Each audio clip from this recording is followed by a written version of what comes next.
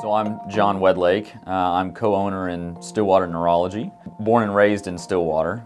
In fact, born at the hospital just one block to the east of here. So Stillwater Medical Center literally was a part of my life from the very beginning. Upon graduating high school, I left to fulfill a tour in the military, and I did a 3-year service with the United States Army.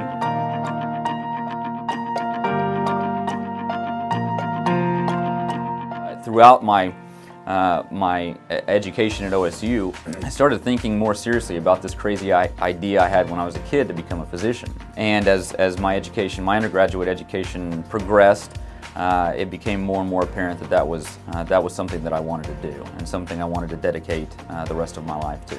While I was at OSU, I on a whim, took the MCAT and God willing, scored well enough on it that I could seriously apply to med schools without them laughing me out the building. During my time at Oklahoma State University, one of the ways that I survived, actually again, the second part in my life that the hospital comes into play, was lucky enough to procure employment at Stillwater Medical Center as an orderly in the surgery department. And that helped me in many ways. One, it helped me pay the bills.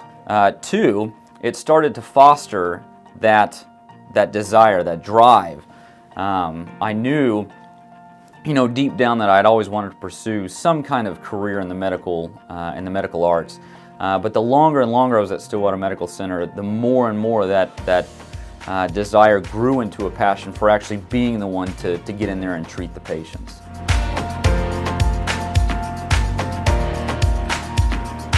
GW, or his initials, and he was the first patient I ever saw as an orderly over at Stillwater Medical Center. He was an elderly gentleman with terrible type 2 diabetes and was coming in for his second amputation, actually.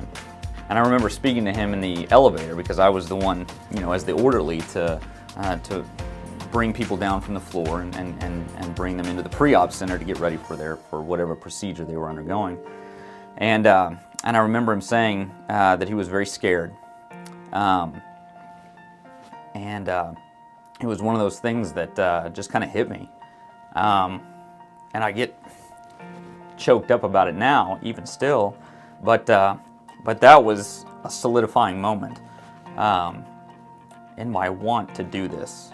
Even as an orderly, even as somebody who knows nothing about medical arts at that point, could help this guy just by sitting down and talking to him, and that was pretty powerful for me.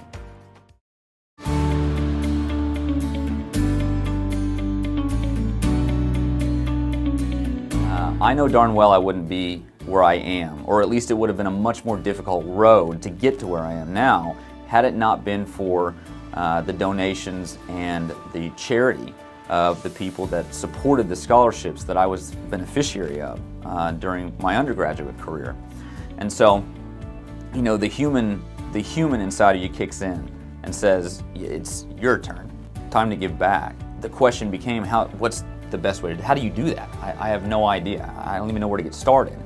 After speaking with my wife, we decided to pursue forming an endowed scholarship through the Stillwater Medical Center Foundation, which we're working on continuing to fund now, with the expectation that it does the same for somebody else that it did for me, in that it helps stave off educational expenses. So you can focus more on learning, the thing you're supposed to do in college, as opposed to how am I gonna eat tomorrow? How am I gonna pay my tuition next semester? How am I gonna afford the extra book that my professor just threw on the syllabus?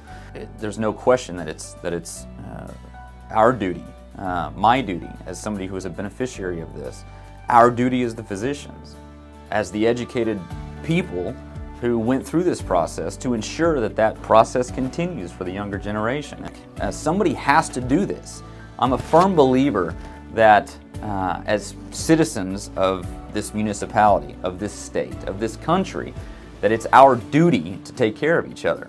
I don't think that should be mandated in any way. It's our obligations as members of the human race to take care of each other. And I saw an opportunity on City Council, for example, where some volunteer time was needed. And so I jumped at that opportunity.